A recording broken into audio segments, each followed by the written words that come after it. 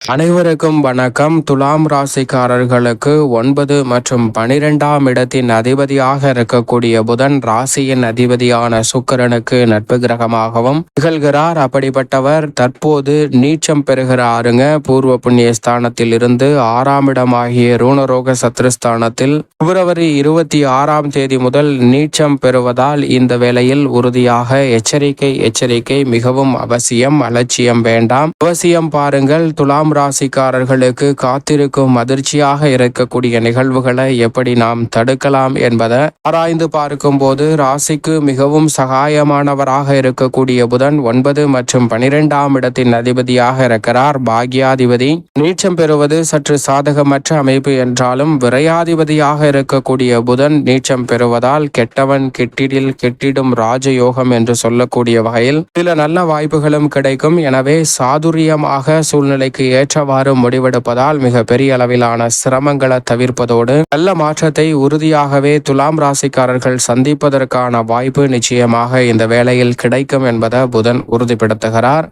பொதுவாக வித்யா காரகன் என்று அழைக்கக்கூடிய புதனை பொறுத்த வரைக்கும் நவகிரகங்களிலே அறிவுக்கு அதிபதியாகவும் வித்தைக்கு அதிபதியாகவும் பார்க்கப்படுகிறாருங்க. காலச்சக்கரத்தில் நட்பை கொண்டாடக்கூடிய அற்புதமான கிரகமாக இருக்கக்கூடிய வித்யா காரகரான புதனுக்கு 3 மற்றும் 6ஆம் இடங்கள் வழங்கப்பட்டிருக்கிறது. 6ஆம் இடத்தின் உச்ச அதிபதியாகவும் அவர் பார்க்கப்படுகிறார். எனவேதான் மிதுன ராசிக்கும் கன்னிராசிக்கும் அதிபதியாக இருக்கக்கூடிய புதன் கன்னிராசி உச்ச அதிபதியாக இருக்கிறாருங்க. அப்படிப்பட்டவர் நவ கிரகங்களிலே மதிநுட்பத்தை மிக தெளிவாக அள்ளி கொடுக்கக்கூடிய அற்புதமான கிரகமாக பார்க்கப்படுகிறார். அவர் கொடுக்கக்கூடிய அறிவாற்றல் என்பது எதிரிகளை பந்தாடக்கூடிய அளவிற்கு வீரம் அல்ல, விவேகம் நிறைந்த ஒன்றாக பார்க்கப்படுகிறது. விவேகத்துடன் அனைத்தையும் சிறப்பாக செய்யக்கூடிய ஆற்றலை அற்புதமாக கொடுக்கக்கூடிய கிரகங்களில் மிக முக்கியமானவராக வித்யாகாரகரான புதன் பார்க்கப்படுகிறாருங்க. அது மட்டுமல்லாது தனது பார்வையில் சூரியன், சுக்கிரன், ராகு, கேது போன்ற கிரகநிலைகளை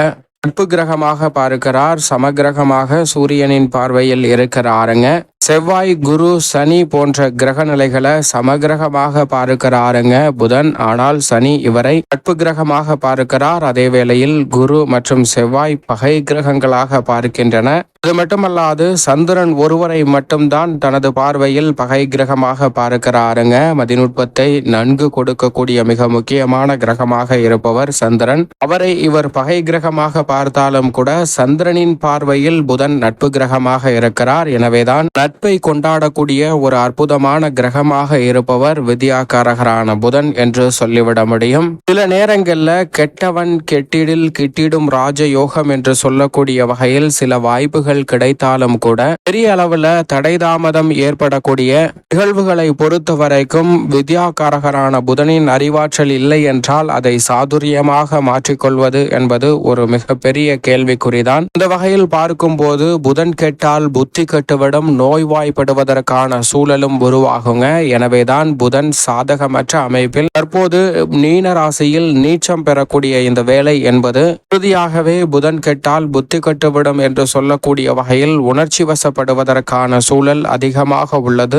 அந்த ஒரு முடிவையும் சரியாக எடுக்க முடியாமல் சில தடுமாற்றங்களை சந்திப்பதற்கான சூழல் உருவாகிறது. எனவேதான் எச்சரிக்கை மிகவும் அவசியம். அலட்சியம் வேண்டாம், அவசியமாக பாருங்கள். காத்திருக்கும் அதிர்ச்சியாக உங்களுடைய செயல்பாடுகள்ல சில திடகாத்திரமான முடிவெடுக்க முடியாமல் உணர்ச்சி வசப்படுவதற்கான சூழலும் அதனால் எதிர்பாராத சில சங்கடங்களும் காத்திருக்கும் அதிர்ச்சியாக அமைவதற்கான வாய்ப்பு உள்ளது என்பதை திட்டவட்டமாக வித்யாகாரகரான புதன் உறுதிப்படுத்துகிறாருங்க. அது மட்டுமல்லாது அவர் வலுவிழந்து நீச்சம் பெறுவது மட்டுமல்லாது மார்ச் 9ஆம் தேதி முதல் வக்ரகதியிலும் திரும்புகிறார், மேலும் வலுவிறக்கிறாருங்க. எனவேதான் இந்த வேளையில் எதிர்பார்ப்பதை காட்டிலும் அலைச்சல் சிரமம் அதிகரிப்பதற்கான சூழலும் உருவாகிறது. எனவே காத்திருக்கும் அதிர்ச்சியாக இருக்கக்கூடிய விஷயங்களை காத்திருக்கும் மகிழ்ச்சியாக மாற்றிக்கொள்ள வேண்டும் என்றால் உறுதியாக இந்த வேளையில் எச்சரிக்கையுடன் இருப்பது நல்லது. மட்டுமல்லாது வித்யாகாரகரான புதன் கொடுக்கக்கூடிய அறிவாற்றலை பயன்படுத்தி எவ்வளவு பெரிய சவால் நிறைந்த பணியாக இருந்தாலும் அதை சிறப்பாக செய்து முடிப்பதற்கான வாய்ப்பு கிடைக்குங்க. ஆனால் தற்போது அவர் நீச்சம் பெற்று வலுவிழக்கக்கூடிய இந்த தருணத்துல எளிதாக முடிக்க வேண்டிய பணிகளை கூட இடியாப்ப சிக்கலை போல் மிக கடினமானதாக மாற்றிக்கொள்வதற்கான சூழல் உருவாகிறது. எனவே கூடுதல் கவனமும் விழிப்புணர்வும் இந்த வேளையில் சற்று அதிகமாகவே தேவைப்படுகிறது என்பதுதான் யதார்த்தமான உண்மையாக பார்க்கப்படுகிறது. வித்யாகாரகரான புதன் கல்வி, அறிவு மட்டுமல்ல, கணிதம், ஜோதிடம், கம்ப்யூட்டர், மீடியா, செய்தித்தாள், பேச்சுத்திறன், பயந்த சுபாவம், நகைச்சுவை உணர்வு, மற்றவர்களுக்கு போதிக்கும் ஆற்றல் என அனைத்தையும் அபரிவிதமாக அள்ளி கொடுக்கக்கூடிய அற்புதமான கிரகமாகவும் பார்க்கப்படுகிறார். இது போன்ற விஷயங்கள்ல தன்னுடைய ஆளுமையையும் அதிகாரத்தையும் செலுத்துவதால் இந்த வேளையில் அதிக கவனத்துடன் இருந்தால் பல சிரமங்களை உறுதியாகவே தவிர்ப்பதற்கான நல்ல வாய்ப்பு நிச்சயமாக புதனின் நீச்ச பயிற்சியால் இந்த தருணத்தில் கிடைக்கும். இல்லை என்றால் காத்திருக்கும் அதிர்ச்சியாக சில தடுமாற்றங்களை சந்திப்பதற்கான சூழல் உருவாகலாம். எனவே விழிப்புணர்வுடன் இருந்தால் இது போன்ற சிரமங்களை நிச்சயமாக தவிர்த்து நன்மை நிறைந்தவையாக மாற்றிக்கொள்வதற்கான வாய்ப்பு நிறைவாக கிடைக்கும் என்பதை திட்டவட்டமாக நட்பை கொண்டாடக்கூடிய கிரகமாக இருக்கக்கூடிய புதன் உறுதிப்படுத்துகிறார். இந்த வேளையில் நண்பர்கள் கூட பகைவர்களாக மாறுவதற்கான சாத்தியக்கூறுகள் உண்டு. எனவே எந்த ஒரு பணியாக இருந்தாலும் மற்றவர்களை முழுமையாக நம்பாமல் அதை தங்களுடைய பார்வையிலே வைத்து செய்வது நல்லது. ஆனால் அதே வேளையில் எல்லா வகையிலும் சிரமம் ஏற்படுமா என்றால் நிச்சயமாக இல்லை. ஏனென்றால் மற்ற கிரகநிலைகள் சாதகமாக இருக்கின்றன. ஒரு வகையில் கெட்டவன் கெட்டிடில் கிட்டிடும் ராஜயோகம் என்று சொல்லக்கூடிய வகையில் தசாபுத்திகள் வலுவாக இருப்பின் நிறைவான மாற்றத்தை உறுதியாக சந்திப்பதற்கான யோகம் உண்டு என்பதை திட்டவட்டமாக புதன் தெள்ள தெளிவாக எடுத்து காட்டுகிறார்.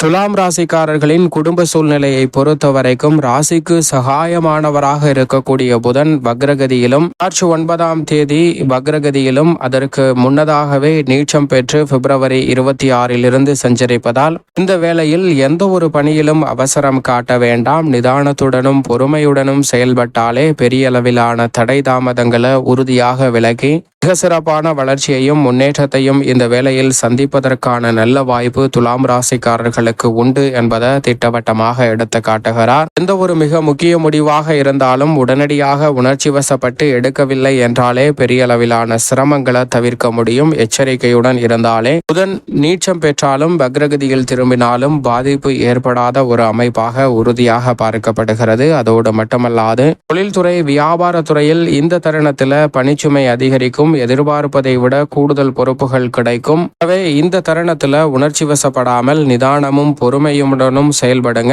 பணிச்சுமை அதிகரித்தாலும் எதிர்கால நலனை சிறப்பானதாக மாற்றி கொடுப்பதற்கான முதன்மையான வாய்ப்பை கொடுக்கும். எனவே சற்று விழிப்புணர்வுடன் இருந்தால் பல சிரமங்களை உறுதியாக தவிர்க்க முடியும். கலைத்துறையின் நாயகன் என்று சொல்லக்கூடிய ராசியின் அதிபதி உச்சம் பெற்றிருக்கிறார். அவரும் மார்ச் 4 முதல் நீச்சம் பெறுகிறார். எனவே வாய்ப்புகள் கிடைக்கும் போது அதை கனகச்சிதமாக பயன்படுத்திக் கொள்ளுங்கள்.